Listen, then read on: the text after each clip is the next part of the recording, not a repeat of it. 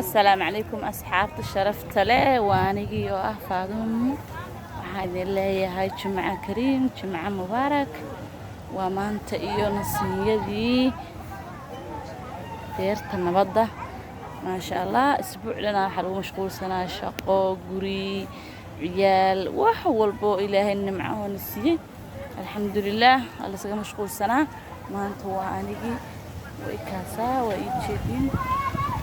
waxaan leeyahay asxaabta qaaliga oo sharafta leh oo ku xiran barteeda YouTube-ka channelka Faadumo Beauty Salon waxaan leeyahay sidaa isi ka wacan baa idin rajeynayaa asxaabta sharafta leh waxaan ku codsanayaa in aad meel walbo oo joogtiin iyo meel kasta aad ila socon doontiin soo dhawaada waxaan leeyahay jimca xilwa